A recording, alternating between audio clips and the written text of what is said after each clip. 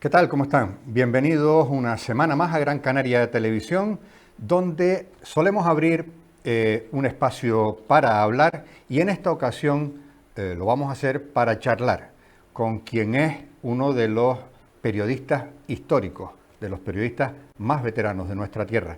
Me estoy refiriendo a José Martín Ramos. Maestro, bienvenido, buenas tardes. Muchas gracias, bien hallado, amigo. Claro, cuando hablamos de Pepe Martín Ramos, hablamos, como digo en la presentación, de pues el hombre más veterano tal vez del periodismo canario. En este periplo de 72 años que va a cumplir usted ahora, el 1 de noviembre, pues ha hecho usted de todo, ha vivido usted de casi todo, y de todo eso, si me lo permite, hablaremos a lo largo de esta charla, pero lo mejor es empezar por el principio. Es usted satauteño. Sí, Usted natural de la villa de Santa Brígida. natural de la villa de Santa Brígida y ocupa usted el cuarto lugar de un grupo de hijos de la familia Martín Ramos, de 5 hijos, Sí. Que en este caso son Juan, Petra, Ubaldo, usted en el cuarto lugar y Andrés. Sí, bueno, ya, desgraciadamente he perdido a Petra, que era mi hermana, la que vivía con nosotros, y mi hermano Ubaldo. En este momento somos 3, pero ahí seguimos en la pelea. Mi hermano el mayor, que es un crack totalmente, va para los 84, o sea que largo lo fían, ¿eh? Largo lo fían, su hermano Juan. Sí, bueno. Esto ya no es muy tradicional, ver una familia de 5 hijos, No. en su caso, de 9 en la mía, pero Ya. de 5 en su caso ya no es muy tradicional. Es usted una familia tradicional satauteña, canaria y además muy unida. Sí, bueno, mi madre venía de Fuerteventura, mi madre procede de la Vega de Río Palma, de Fuerteventura, y mi padre es satauteño, precisamente de la entrada, un lugar que está muy cerca del barrio de la Atalaya y cerca del cráter de Bandama, donde nacieron mis abuelos, que eran propietarios de la mitad del cráter de Bandama, o sea, y mis tías, o sea, que vivo en aquella zona, y esa es la zona donde toda la vida hemos vivido, y salvo alguno que se ha alejado un poco, pero siempre el retorno está previsto, ¿no? Y resulta que desde muy joven ya empezó usted a destacar en todo aquello que hacía y concretamente en el mundo del deporte y especialmente cuando las estanterías de su casa empezaron a llenarse de trofeos, primero en el fútbol, luego en el atletismo. Cuéntenos un poco, Pepe, Bueno, yo cómo soy una fue. especie, como tú bien sabes, querido amigo, he sido una especie de trotamundo, ¿no? O sea, Sí. he sido una especie de entrometido porque siempre he estado dispuesto a todo. Esto tendría que entroncarlo en el sentido de que, por ejemplo, en televisión yo fui el más joven, era el niño del botijo, porque claro, cuando llegué eran 4. No, pero para decir que siempre llego tarde, ¿no? O sea, cuando llegué a televisión eran 4 los compañeros que estaban en la redacción, pues evidentemente yo era el más joven, pues por supuesto que era el que cubría las noticias que los consagrados no querían, o sea que así de claro y El terminado. becario, que se llama hoy. Pero vamos, clarísimo. Eso me sirvió evidentemente para que luego cuando llegué a la dirección de los informativos y de programas, ya conocía cómo funcionaba la máquina, o sea que ya... Desde abajo. ¿No? Claro, entonces yo había llegado justo de reportero, que era lo que en el fondo a mí me ha encantado siempre, ser reportero, un hombre pegado a la calle donde no había Google, donde no había móviles, donde el Google eras tú y lo que te dijera el municipal, el bombero, el amigo, o sea, era otro tipo de historia. Otro tipo de historia, pues igual ocurre a nivel familiar, todo se va complicando y luego al final es como una especie de puzzle, todo se va uniendo, pero largo es el tema, ¿no? Pero claro, empezó usted, como digo, destacando en el deporte. ¿Y cómo ocurrió esto, Pepe? El salto desde aquel jovencito que destacaba en deporte al joven reportero. ¿Ese salto cómo se dio? Muy fácil. Yo estaba en el Club Atlético Universitario y Juan Jiménez, que era un personaje extraordinario, que era el que llevaba todas las disciplinas deportivas, él y Arturo Poni, que eran 2 entrenadores extraordinarios que tuvo Gran Canaria de atletismo. Yo, al medir 1,87 en aquella época, pues evidentemente estaba acostumbrado a que si se me perdía el coche de hora de donde vivía, tenía que ir corriendo a cogerlo 4 kilómetros más allá, pues ya me fui entrenando, ¿verdad? Y entonces me hicieron unas pruebas en el Club Atlético y evidentemente gané la primera prueba y luego ya me entrené de forma oficial hasta quedar campeón de España de cross en Zamora, en los bosques de Valoria. Eso fue un poco el inicio y desde ahí pues hacía a su vez las referencias deportivas para los medios y ahí fue el gusanillo hasta que hice el curso de transformación y ya a partir de ahí a pelear cada día y a salir adelante hasta el día de hoy, que sigo ahí en la pelea, ¿no? Pero claro, ha hecho usted deportes, pero además de deportes ha hecho política, sucesos, sociedad, o sea, ha hecho usted de todo.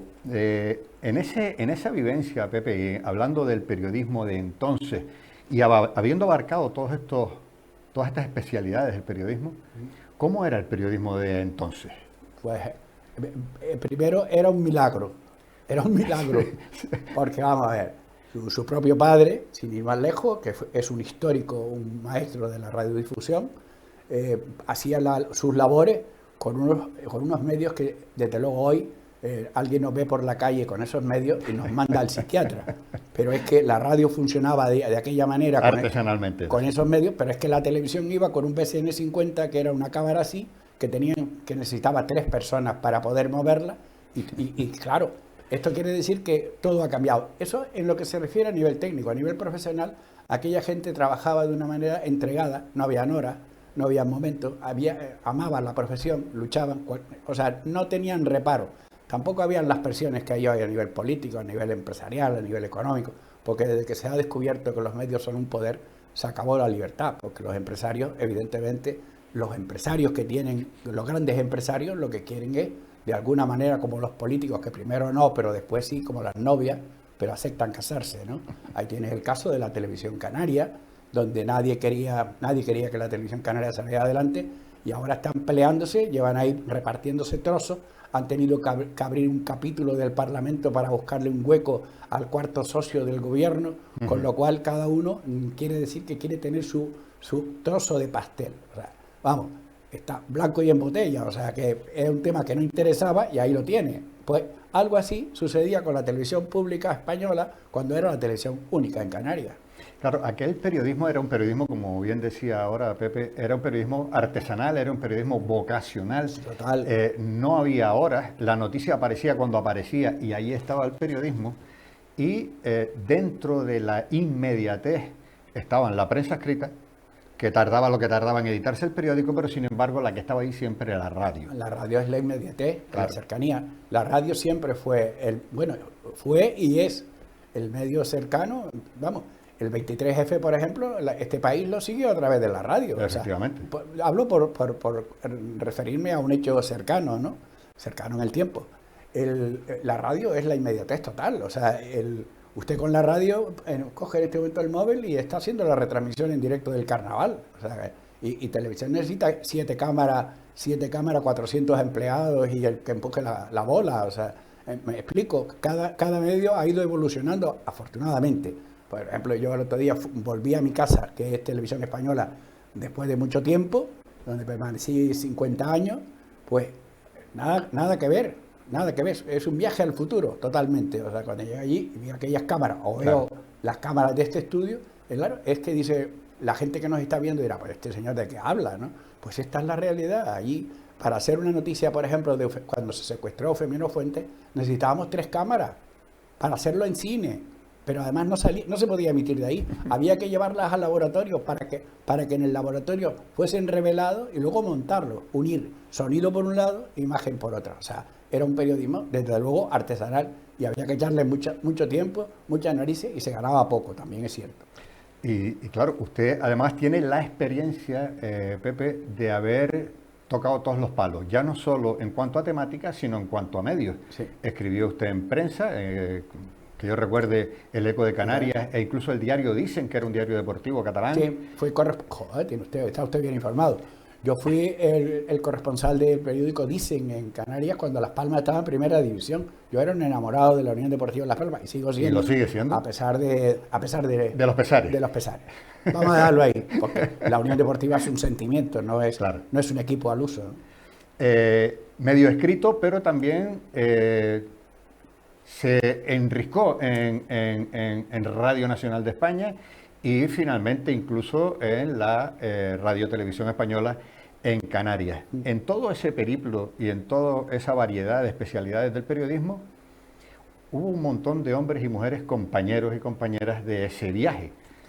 Cuéntenos algunos nombres, Pepe, por favor, y así los recordamos. Ese viaje sería muy largo de contar, pero hay gente verdaderamente importante, y me vas a perdonar por la libertad que tengo. Aquí hay que dividirlo por sectores, o sea, por medios, para dejar claro. Por ejemplo, yo trabajé, en mi mesa de al lado estaba don Luis Doreste Silva. Don Luis Doreste Silva, que la gente dice, bueno, ¿y este señor quién es? Don Luis Doreste Silva era un médico que fue el secretario de Fernando León y Castillo, embajador canario en París. Y además el señor era coronista oficial de la ciudad, y entonces cuando fueron a nombrar en el Ayuntamiento de Las Palmas, le fueron a dar una calle, dijeron, bueno, la que está detrás del 18 de julio, que no tiene ninguna importancia.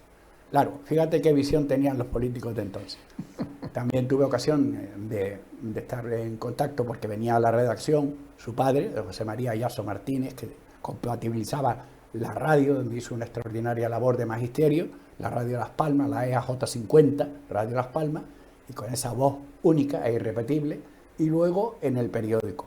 Luego ahí estaba también don Sebastián Quintana, era una persona que estudiaba todo lo que ahora necesitan 400 expertos para averiguar. Él se iba tranquilamente por las tardes a estudiar los toponimios, los problemas que había, los yacimientos. Don Sebastián era otro personaje curioso. Luego en la radio estaba José María Yaso, que marcó escuela, porque él hizo tanto radio como hizo luego prensa, no solo en el ECO, sino también en el Canarias 7 tuvo su participación.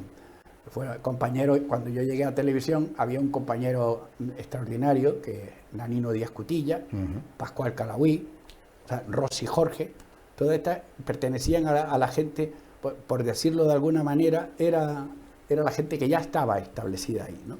Y entonces en radio, entre radio, prensa, estaba Pedro González Sosa, estaban una serie de periodistas que habían ellos mismos ido progresando, pero porque eran reporteros natos, o sea, buscaban la noticia debajo de las piedras, porque, insisto, no había Google, no había Internet, solo había el oído pegado ahí a la tierra y sacar la noticia.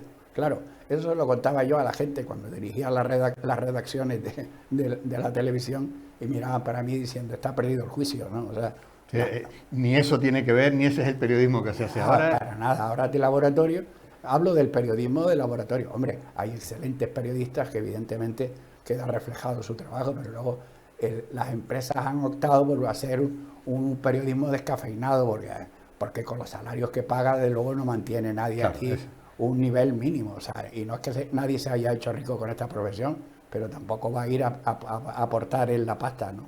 También es verdad que las nuevas tecnologías han variado mucho la forma de hacer periodismo, bueno, o por lo menos la forma de hacérselo llegar a los consumidores de los periódicos, por ejemplo, los lectores o los escuchantes de la radio o los televidentes, ¿no? Antes uno iba al kiosco y compraba su periódico y ya aquello era un ingreso que le revertía al periódico. Pero ahora, sin embargo, no. Ahora tenemos todas estas versiones digitales y, claro, hay que reinventarse un poco. Esto a alguien que ha vivido un periodismo como el que usted ha vivido, Pepe, ¿esto cómo le sienta? Pues esto es volver a empezar. Claro. Esto es volver a empezar. Esto es como en los bancos. Esto es como el ejemplo de los bancos lo pongo claro.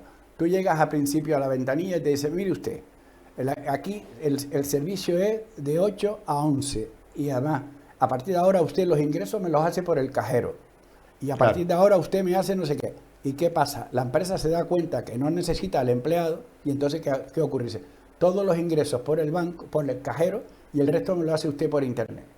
Y se han olvidado de esa franja de gente que no maneja, que no está al día. Con lo cual, sobre todo personas mayores, con lo cual se ha cometido una gran barbaridad. Pues esto es igual.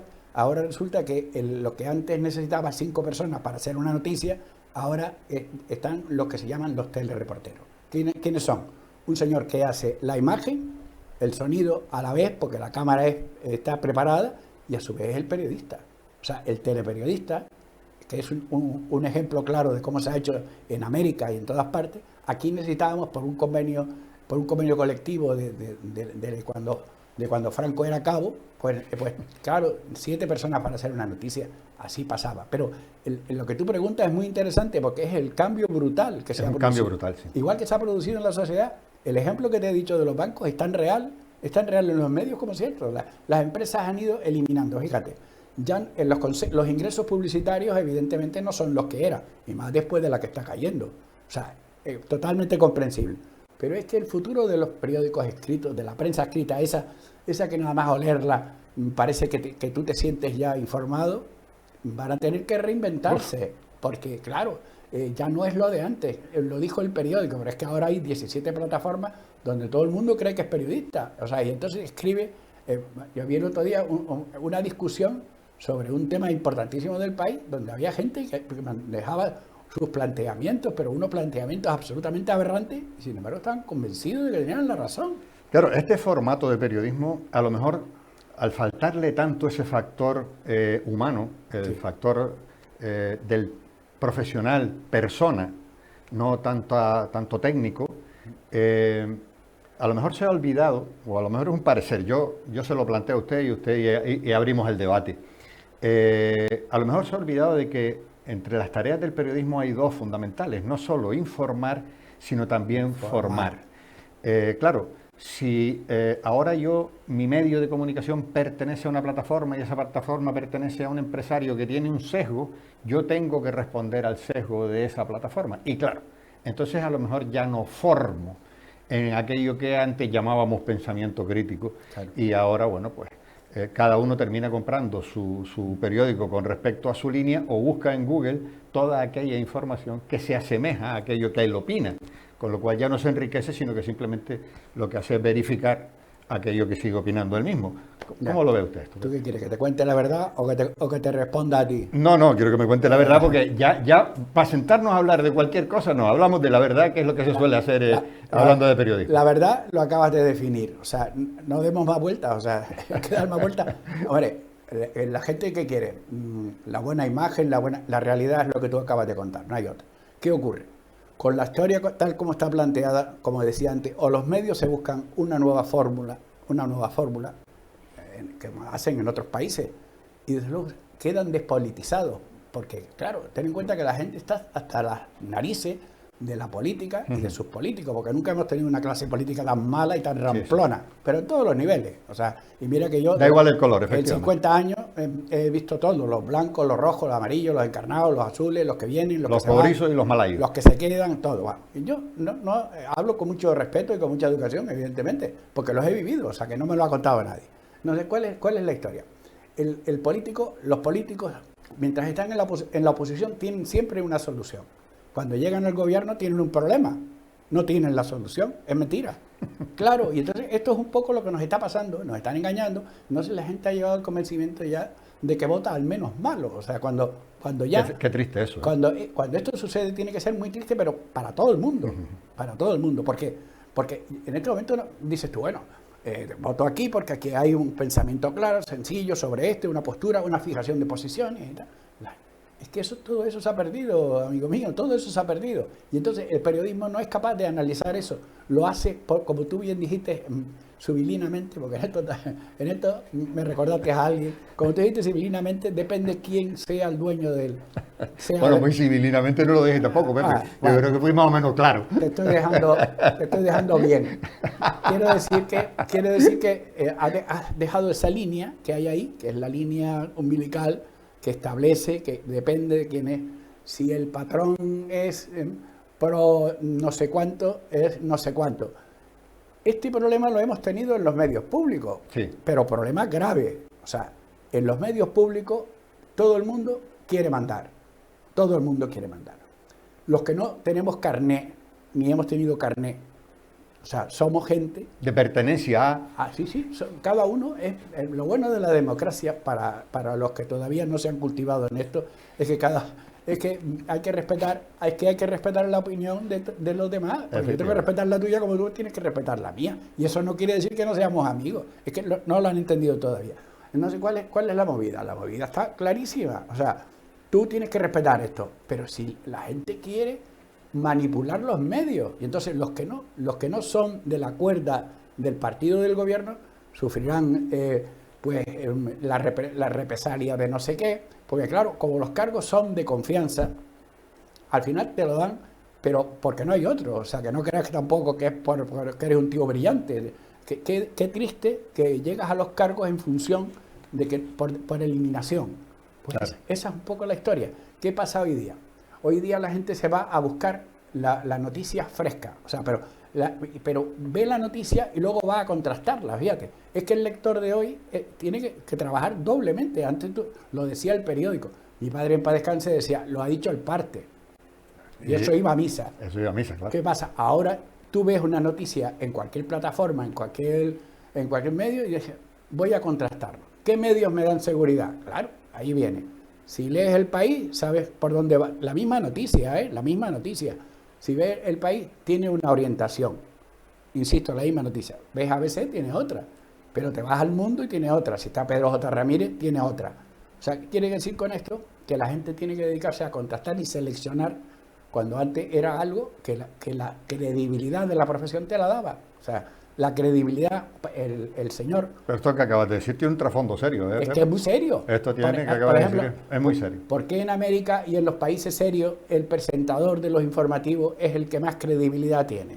Es un señor de edad, pero tiene credibilidad. Lo que él dice, nadie lo rebate. Yo no soy de mucho de prensa rosa, pero digo un dato. ¿Quién ha rectificado alguna noticia que salga en la revista Hola? ¿Quién? Claro. Y en el resto de los sitios, en el juzgado de guardia, el no sé qué. Claro, los jueces nunca tuvieron tanto trabajo. Esa es otra, ahora tendrán más. Pero quiero decirte con esto que se ha ido desvirtuando de tal suerte que el propio telespectador que ve una noticia, ya pone en duda la noticia. O sea, claro. Y entonces, claro, es que se le han hecho comulgar con tantas ruedas de molino, pero es que el que va a leer el periódico tiene el mismo problema. Va a buscar un periódico de referencia. ¿Qué ocurre con los nuevos presentadores de las televisiones? Muy fácil. Se coge a la chica más guapa, no digo que no sean buenas profesionales, ojo, al margen de eso, es una visión personal que no tiene más valor que mi opinión. Se coge a la chica más guapa y al chico más guapo. Se pone delante de ahí con la cosa muy clara de que no es el que elabora la noticia. O sea, va a leer, no es como antes, que el que salía ahí, y si además era el director, era el que escribía la noticia y luego la tenía que memorizar, porque ahora te la ponen en el QE, ahora te la ponen en el teleprompter, y entonces la chica que sale, cuando he estado tanto tiempo en los hospitales, la señora que estaba al lado, la señora mayor, me decía siempre, estaba cuidando a un paciente ahí, y dice, ay, qué bien se expresa esta chica. Claro. No, yo solo hice la observación, claro, le dan escrito la totalidad y lo leen. Esas son las ventajas, pero la gente no se cree lo que dice ella. Y sin embargo, salía Carrascal.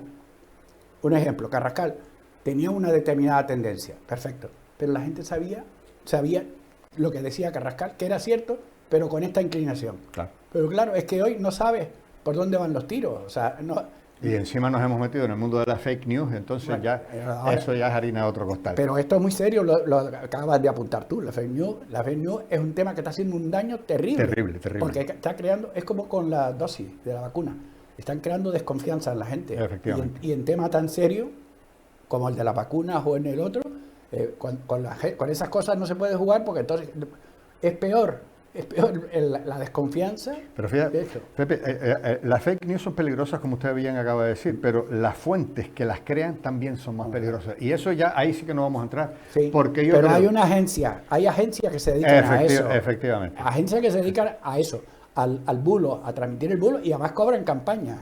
Efectivamente.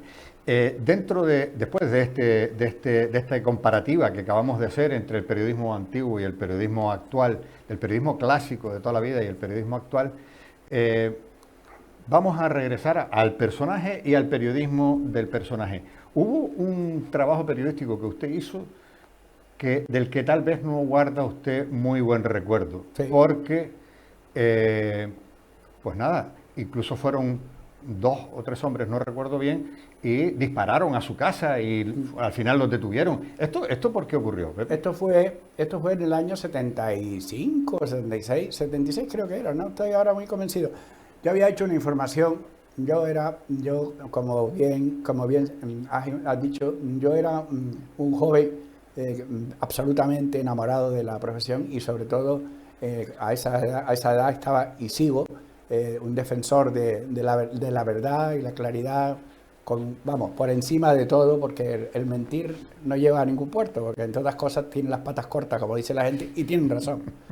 Yo hice una información sobre la adjudicación de unas hamacas en el sur, el complejo de hamacas del sur de Gran Canaria, no se me olvida, la hicieron al hilo, o sea, se pusieron de acuerdo las partes, y entonces el listo de turno con el cacique de turno hicieron estrago y se quedaron con esa propiedad. Claro, eso más el problema de que habían secuestrado a Doña Fuente y yo era el único por cercanía que tenía relación con la familia que podía acceder a la casa, pues eso creó una especie de cóctel extrañísimo. Pero yo le achaco todo esto, como se demostró luego de estas tres personas, que la intención era asustarme, decían, pero claro, a estas alturas asustarte dando escopetazos a las 2 de la mañana no es. Pero era porque yo publiqué una información y me exigieron de forma anónima que rectificase. No llegó el portamás, yo le perdoné a estos señores y ahí quedó la historia. Ha sido el único incidente desagradable que en la profesión he tenido. Del resto he tenido un montón, pero que no llega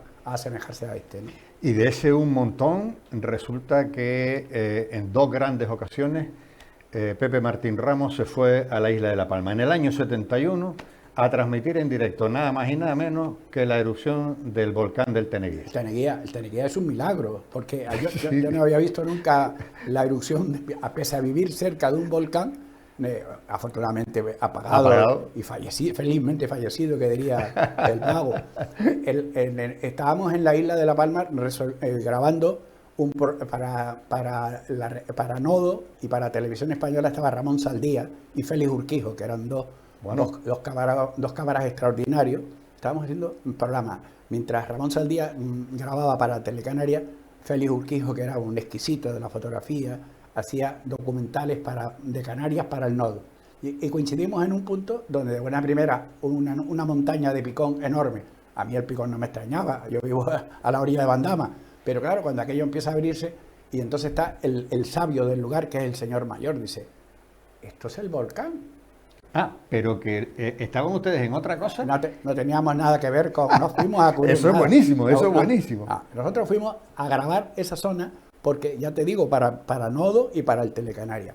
Pero un señor mayor, los señores mayores de aquella zona conocían a Luis Ortega, que era el periodista y novelista de La Palma, que estaba acompañándonos porque era corresponsal de televisión en La Palma. Y estábamos allí, yo era un pibito, yo, claro, alucinado porque estaba Cristina García Ramos, la periodista, claro. Y su marido en aquel entonces era Jorge Perdomo, el primer cámara que tuvo Televisión Española en Tenerife. Y claro, Jorge era un echado para adelante, no pasa nada, venga, vamos a grabar, a ver qué pasa aquí. Pum. Esto es una pequeña montañita, pum, pum, la pequeña montañita. Dice el señor, esto es volcán, ¿qué tal? Y todo el mundo, no puede ser, aquí en Picón y tal. Total que sí, para no aburrir a la gente. Total que se abrió. Y Luis Ortega, como todos los poetas, estaba el hombre ensimismado y dijo, esto se llama posiblemente el Teneguía, porque la zona se llama Teneguía. Pero fue una cosa, fíjate que no se me olvida en todo este tiempo, desde el año 71. Hombre, ¿cómo va a olvidarse? La lava corrió hacia el mar y en medio había una casa. Y la casa se quedó en medio y corría por aquí y por aquí. Esa es una imagen que no olvidaré nunca. O sea, nunca. Jamás había visto un volcán, y espero no volver a verlo en esas condiciones, pero jamás vi ese fenómeno que corría hacia el mar y La Palma ese día ganó un montón de metros más al mar. Pero fíjate la anécdota. La lava corrió y no estropeó a ninguna de las casas, no afectó. Y había una iglesia incluso que quedó en medio, hacia el barranco. Esas son cosas de la técnica. Pues sepan ustedes, señoras y señores espectadores, que todos los canarios pudimos ver y escuchar de la voz de Pepe Martín Ramos la narración de aquello que él ahora está recordándonos con respecto a la erupción del Teneguía. Y esto fue en el año 71, pero luego Pepe Martín Ramos volvió a La Palma en el año 85 para retransmitirnos precisamente la inauguración del astrofísico, Pepe. Bueno, eso fue un escándalo, eso fue el reto más importante que me ofertó Madrid, que en aquel tiempo Madrid no era muy partidario de que las narraciones la hicieran la gente de los centros, sino que la hicieran el personal que ellos tenían plena confianza en Madrid.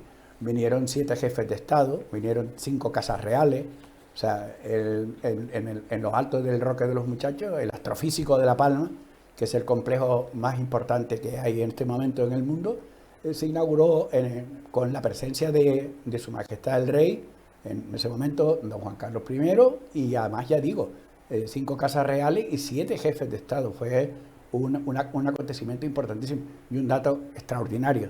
Todo eso lo organizó, lo puso guapo, muy hermoso, el incomparable César Manrique. Las banderas de César Manrique fueron las que marcaron la distancia desde la isla de La Palma, donde se puede ver el cielo limpio, claro, a través de ese cristal que está ahí, que es único. Pues como ven, 2 acontecimientos históricos en Canarias, 2 acontecimientos históricos en el que estuvo la voz, la presencia y la pluma de Pepe Martín Ramos. Pero en medio, entre el año 71 y el año 85, de aquellas 2 visitas a La Palma, Pepe Martín Ramos no estaba haciendo cualquier cosa. Pepe Martín Ramos en el año 1975 estaba en primera línea de la Marcha Verde, Pepe. En el Ayun. En el Ayun estábamos haciendo un reportaje porque se había puesto en marcha la cinta transportadora de Fobucra y el productor, el cámara era Javier Lacalle y el productor Alfredo Ayala, el que creó junto a Nanino Díaz Cutilla el programa Tenderete en Televisión Española. Y estábamos allí porque íbamos a los camioneros que estaban sacando el material de Fobucra. Había unos raíles que la gente de allí, la gente que estaba en las medidas de presión, pues habían estropeado en alguna manera y tal. Pero era gente, los conductores eran canarios, eran casi todos de Fuerteventura. Y entonces nosotros fuimos a hacer un reportaje. Y de esto, pues había ahí un general que además muy simpático, cosa rara en la época, ¿no? El general Federico Gómez de Salazar, que era el gobernador general del Sáhara, un africanista simpático, tenía empatía con todo el mundo. Ahí por la calle él iba saludando a todo el mundo. Y en eso él se entera por la televisión francesa de que la Marcha Verde, unos señores que se habían organizado ellos solos, y permíteme la ironía, 300.000 señores que se habían reunido con cubas de agua, venían ya camino del Sáhara. Claro, podía haberse creado una guerra importantísima, sí, de características indescriptibles, porque el general Aramburu Topete, que dirigió la Guardia Civil, se fue al Sáhara personalmente y minó todo el territorio, como no podía ser de otra manera. Ahí te quería yo llevar un poquito porque en honor a esa verdad a la que tú siempre aludes como persona, porque eres una persona seria, honesta, honrada y además como periodista y como profesional del periodismo, en honor a esa verdad hay que decir que la Marcha Verde tuvo también sus puntos negros. ¿Son puntos negros de los que hoy se puede aclarar algo o te meto en un berenjenal si te pregunto? Para nada, yo estoy convencido. Además, es convencimiento. La Marcha Verde fue el acto más vergonzante que protagonizó España en todas las etapas, leyendo la historia y la realidad. Yo te hablo de la realidad. La gente que vivía en el Sáhara, en su mayoría eran familias canarias. La gente que vivía en el Ayun era gente de Fuerteventura, era gente de Lanzarote, gente de Gran Canaria, que habían ido allí, habían establecido su vida, habían rehecho su vida, llevado su familia, tenían su modus vivendi, estaban integrados plenamente con la población saharaui. Y sin embargo, de buenas a primeras se hizo un pacto extrañísimo. Él estaba de jefe de Estado en funciones cuando el general estaba a punto de fallecer, el trasiego de un régimen a otro, y el jefe del Estado en funciones apareció por allí un 2 de noviembre, no se me olvida nunca, un 2 de noviembre del 75 apareció el rey Juan Carlos, que en aquel momento era príncipe heredero, el jefe de Estado en funciones, y le dijo a los militares que no pasaba nada, que estaba todo garantizado, que España saldría con honor, y todo esto que se cuenta, no se cumplió nada. Porque al día siguiente estaba la Legión sacando a toda la población camino de Cabeza de Playa. Y no me digan que eso también, como la Marcha Verde, la organizó un señor ahí, porque allí iban 3 barcos de Transmediterránea ya en Cabeza de Playa, esperando para evacuar a la gente, y la Transmediterránea, que tarda 1 día y medio para llegar a la península, de aquí a allí, los 3 barcos no los iba a reunir de la noche a la mañana. O sea, yo creo que fue un tema no suficientemente aclarado, no suficientemente cerrado, y aquí tenemos las consecuencias. Ahí empezaron muchos problemas, tanto de empleo como de vivienda, de toda aquella gente que hubo que recibir, que ahí estaban instalados y tenían sus casas y tenían sus trabajos y tenían sus vidas organizadas, pero sin embargo ahora habría, por decirlo y utilizar un término que ahora está de moda, repatriarlos cuando el empleo no estaba previsto, la vivienda no estaba prevista, y ahí empezaron, tal vez tú crees, los problemas. ¿Pero? Ahí empezaron los problemas, y ahí empezaron los problemas internacionales también de España, porque España se va y España no puede olvidar que es la potencia administradora. O sea, efectivamente. Vamos a ver, el titular del Sáhara no es Marruecos. O sea, Marruecos se ha apropiado de un territorio que no es suyo. Porque es que Marruecos además se ha apropiado de las aguas canarias saharianas, donde ellos navegaban, donde faenaban nuestra flota pesquera, también se la anexionó. O sea, es como lo que dice el mago, déjalo ver por donde tira. Claro, donde tira. Esto donde dan un paso no dan ninguno para atrás. Y no dan puntadas sin hilo. Entonces, yo creo que en el tema del Sáhara, insisto, es una opinión muy personal, no tiene más valor que esta, pero España lo hizo como en casi todas las descolonizaciones, mal. En el año 68 se evacuó, sí, ISNI. Se evacuó ISNI, y de tan mala fortuna que no dejamos allí ni un clavo. Ni un clavo. En el año 68 Fraga Iribarne se fue a Guinea Ecuatorial y le dio la independencia a Guinea Ecuatorial, y resulta que en Guinea Ecuatorial aquello era un bosque, no servía para nada y tal. Ahora resulta que son multimillonarios porque tienen una bolsa de petróleo del demonio y le compramos a precio carísimo. O sea, tenemos un ojo increíble. Yo, por ejemplo, que he viajado con el presidente del gobierno a Israel, a Jordania, a todos estos países que en su momento dependían del Imperio Británico, y todo lo que se consume allí, el teléfono, todo lo que hay allí de material y tal, es británico. Claro. Incluso la lengua. Y nosotros hemos salido de todos sitios. ¿Sí? Es que España ha salido de todos sitios, pero a los canarios, ese boquete del Sáhara nos va a costar reponernos, porque esa es la puerta sur de Marruecos.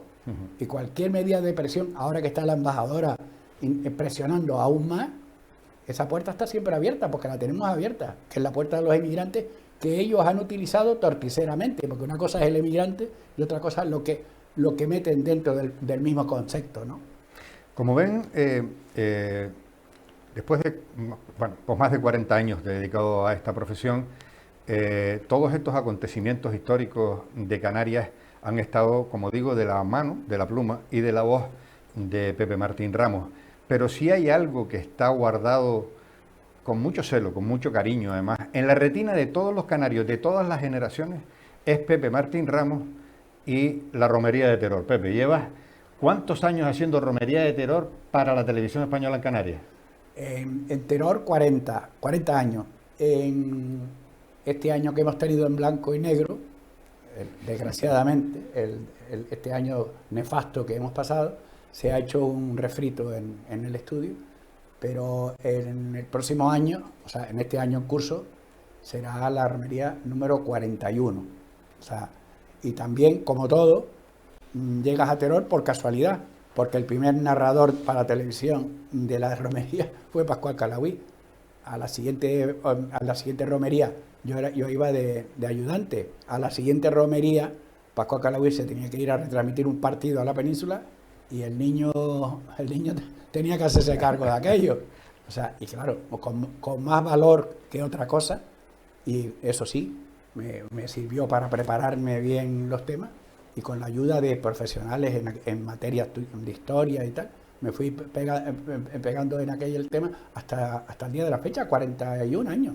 41 años en los que además ha compartido protagonismo también con otros grandes profesionales de la comunicación, de la canariedad, presentadores incluso de Tenderete, sí, y Nanino. Después ha venido Nanino. Primero, de los primeros años estuvo conmigo Nanino, después estuvo Rosy Jorge, también estuvo Luis Ortega, también vino un año, porque nosotros hacíamos las retransmisiones de todas las islas, las romerías de todas las islas, y por último Raúl Arencibia, que es el que está presentando actualmente el programa Tenderete. También lo hemos hecho varios años.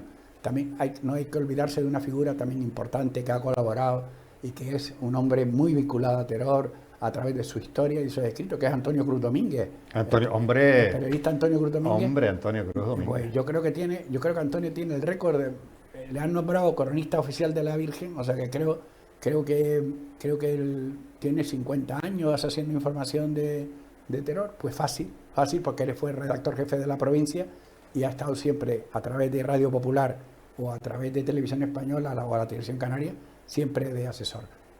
Yo creo que Antonio ha jugado también un papel fundamental en todo esto, ¿no? Y después tenemos también, obviamente, al cronista oficial de Canarias, el cronista oficial de Las Palmas, Sí. Juan José Laforet, que Pero también se incorporó después. Que ese ya se incorporó después, pero como hablamos hasta los valioso. 41 años. Pero muy valioso, porque estamos hablando de una figura importantísima. Juan José es un gran profesional y además es un excelente compañero, es un conocedor de... Compañero y sin embargo amigo. No, es verdad, es verdad. Bueno, pues en los tiempos que corren está muy bien la definición, porque es cierto. Compañero y sin embargo amigo, sí. De toda esta vida del periodismo, mucha estamos viendo que ha estado usted vinculado a la televisión española en Canarias. Y en todas las quinielas, durante todos los años, ha estado usted siempre en la primera línea de salida para ser director. Director general de Televisión Española en Canarias. Y sin embargo, siempre ha venido un peninsular y ha ocupado ese puesto. ¿Qué pasa? ¿Que no en la península no tenían consideración de los profesionales canarios? ¿O cómo era aquello? Me toca la fibra. Yo soy Escorpio. Y además ejerzo.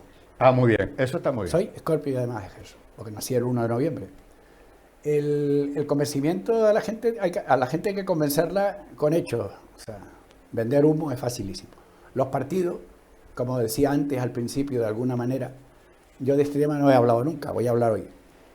Los partidos necesitan tener a un hombre de confianza, da igual la categoría profesional, los conocimientos del medio, da igual. Quieren un hombre de confianza que le lleve el mensaje, que le lleve el recado de lo que se está cosiendo ahí. Entonces, claro, en esa... Qué eufemístico te veo. No, pero es verdad, para ser fino, en esa dinámica, evidentemente, no. ¿Qué hizo Madrid para compensarme? Nombrarme subdirector regional y director de informativo y programa, que era donde estaba el trabajo. Y el que venía era el representante del partido y además daba una vuelta y se iba a su casa a dar una vuelta y en largas temporadas de director en funciones y tal. Madrid, para compensarme, me lleva a Madrid, me lleva a Torre España y me tiene ahí en Torre España en la temporada y así en el equipo de los reporteros. Es una manera de contentarme. Yo, de luego, ya no iba a insistir. Para poder ascender era necesario, es necesario y seguirá siendo necesario contar con el aval político, si no, no llega. Y los partidos, si no eres del partido o del sindicato que está en la rueda, te vas a quedar donde laboralmente vas a llegar, que es donde llegué yo, a director de informativos y programas. Porque el otro es un cargo de confianza, y como es un cargo de confianza, ahí tienes el ejemplo de la Televisión Canaria, están peleando ahí entre todos, buscándose el hueco para tener a alguien de su confianza. Pues, podía tener a un profesional de los que hay en Canarias, excelentes profesionales. Ahí está José Antonio Pardella, que fue un canario que ha sido director de Radio Nacional de España en Madrid, que ha sido director de un montón de años del Centro Emisor del Atlántico, un profesional de esa cabalía, que podía estar en el Consejo Asesor de la Radio Televisión Canaria. Profesionales que de verdad entienden de esto, pero es que han nombrado una lista, han cogido una lista y donde han nombrado a la gente por colores, con el carné en las bocas. Pero ¿para qué le sirve? ¿Qué puede un señor que es politólogo, qué tiene que ver con la televisión? O sea, o un señor que es administrativo de no sé qué, pues sí, entenderá mucho de lo suyo, pero ¿y de esto? Claro, es que volvemos a lo de antes. Los medios, desde que la gente ha descubierto que los medios son poder, ya sabemos dónde ha quedado el resto, ¿no? Usted suele decir que ha nacido 2 veces. Cierto. No, y es verdad. A mí me sacaron de Canarias en el año 12, me sacaron a Canarias a Madrid y me dijeron que o buscaba un corazón, no me daba la solidaridad de alguien, un corazón, o no volvía. O sea, así. Además, la doctora no anduvo tampoco, no creas que anduvo ahí pañito caliente dando vueltas. Yo casi lo preferí, porque cuando hay que asumir un tema, pues asume y ya. Esto no es ni un hecho, ni una bravata, ni un hecho de de, de nada, porque esa era la evidente. Las cosas se complicaron en el Negrín, me tuvieron que poner un avión medicalizado y me mandaron a Madrid. Fue muy curioso porque el volver a nacer, querido amigo, después de 11 horas y media, te abre los ojos en muchas cosas, en muchísimas cosas. Y claro, el tener la oportunidad, como le decía yo al obispo Charren antes de que el pobre falleciera, que era un hombre muy sabio, el poder ver nuevamente las cosas ahora tiene un sentido distinto, porque ahora las ves desde otro punto de vista y desde luego nada tiene que ver con lo que estabas viviendo. O sea, estabas rodeado de una especie de una tribu de elementos que eran distorsionadores más que no sé qué, y ahora lo ves desde fuera con la tranquilidad y el relax de saber que vives de prestado, y entonces lo que valora es todo. Ahora la importancia está en lo esencial. Es todo. O sea, lo que antes no tenía apenas tú prestabas tu atención, ahora es fundamental.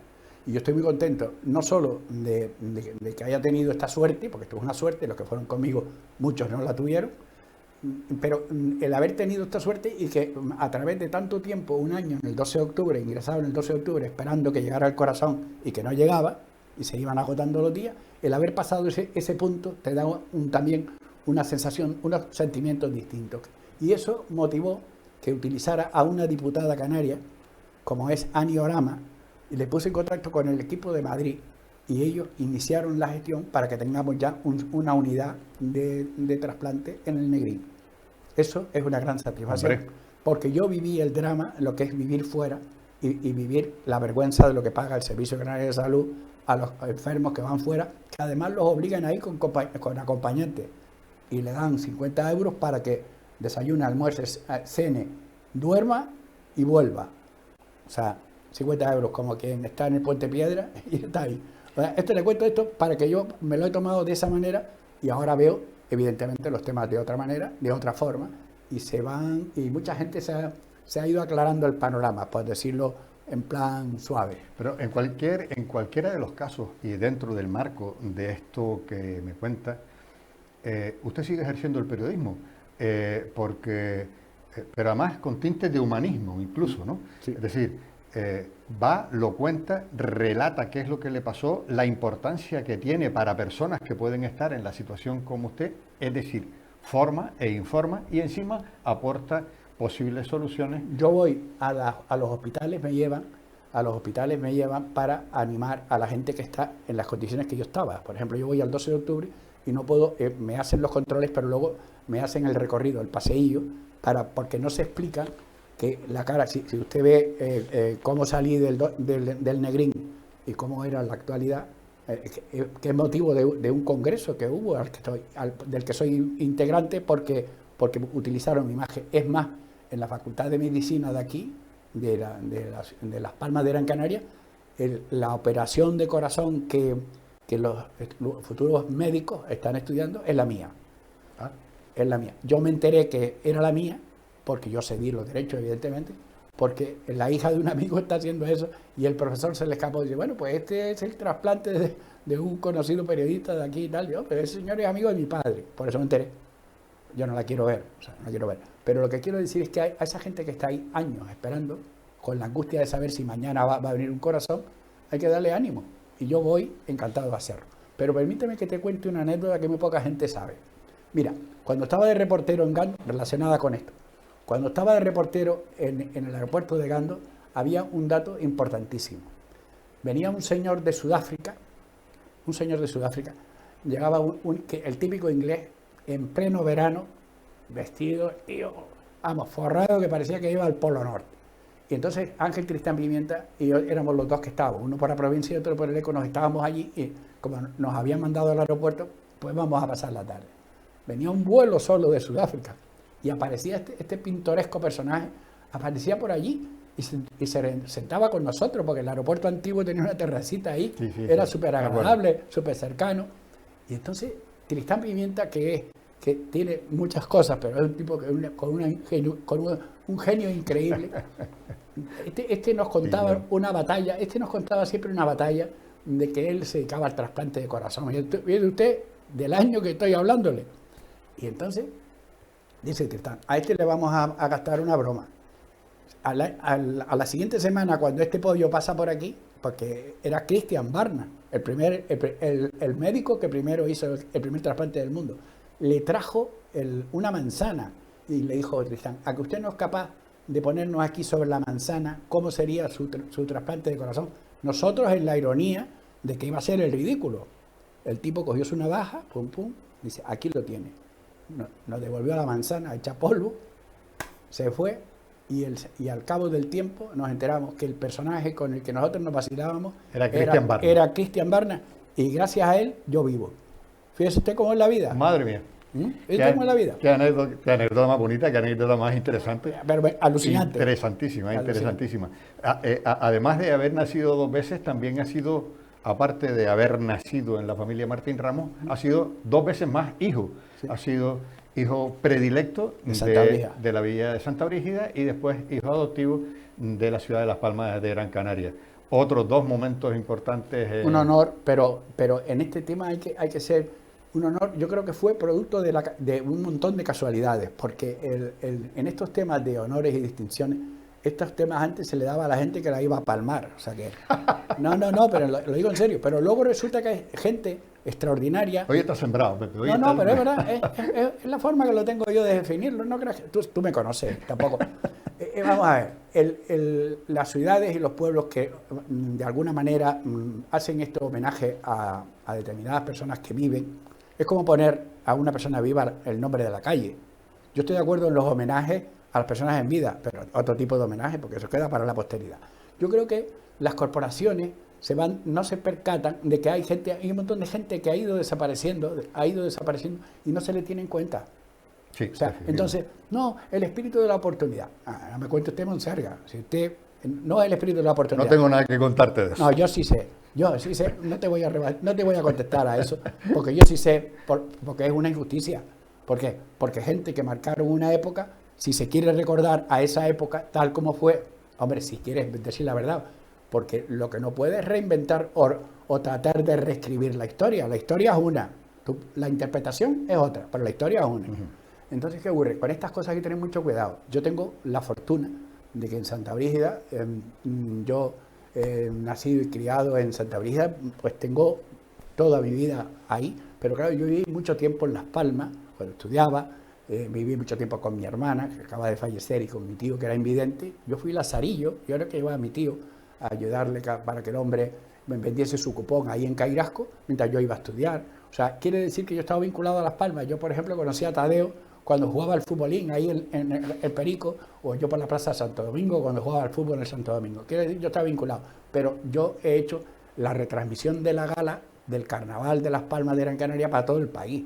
O sea, yo de Las Palmas no me queda nada por hacer, pero no a todo el mundo le han reconocido igual. A eso me refiero. Y yo estoy muy agradecido a la distinción, pero entiendo que en estas cosas de honores y distinciones no tendrían que verse ninguna connotación, tendría que hacerse de verdad, los que de verdad tienen mérito.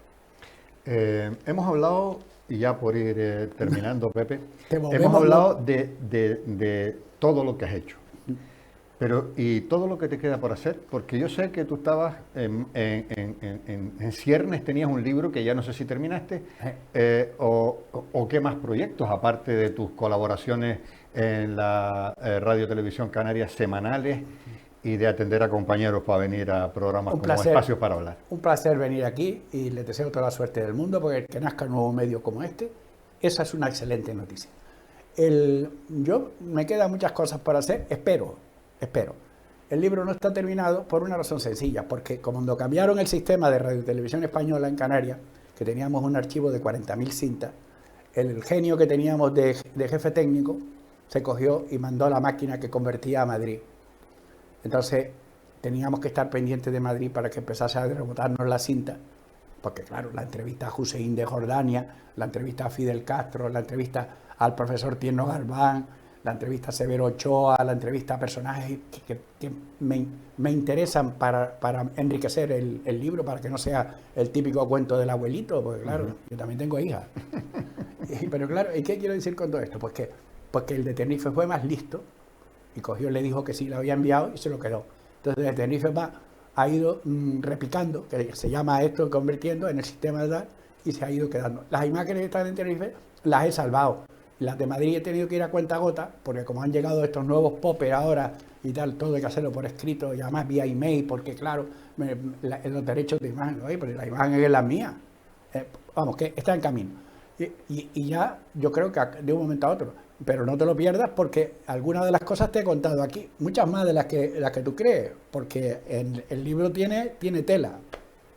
Pues Pepe Martín Ramos, periodista histórico del periodismo de Canarias, un hombre con dos corazones, los dos al servicio del periodismo, antes y después, dos corazones al servicio del periodismo que han servido, pues como ven, a partir de este relato, de esta entrevista, bueno, que más que una entrevista ha sido una conversación entre amigos en la que nos los hemos pasado estupendamente, pues ha sido un servicio a la formación, un servicio a la información de los ciudadanos de Canarias. Muchas gracias por haber estado en este espacio para hablar.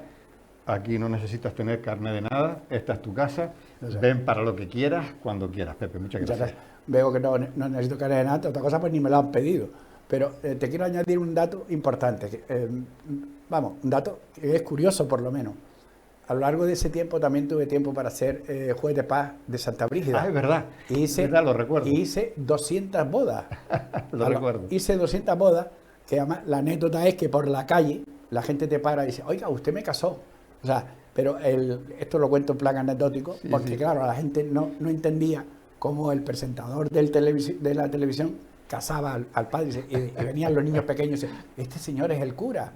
O sea, esta es la anécdota que también va incorporada a ese trasiego. En esta postdata que enriquece todo lo que hemos hablado hoy. Insisto, muchas gracias, ya sabes que esta es tu casa. Por cierto, yo también quiero añadir una postdata, darle las gracias no solo a ti, como ya hemos hecho, sino a Andrés Martín Ramos, porque ha sido la fuente de documentación biográfica más cercana y más fiable que teníamos para poder organizar esta conversación, ya no solo entre amigos, sino de manera más íntima con datos de la familia, de datos personales. Así que gracias, Andrés, y a ustedes, señoras y señores, también muchas gracias por estar una semana más con nosotros en Espacios para Hablar, por dejarnos entrar en sus casas, porque saben que cada semana abrimos aquí este espacio en Gran Canaria Televisión con una única finalidad: desarrollar un programa que sea del interés de espectadores como ustedes. Hasta la próxima. Muchas gracias.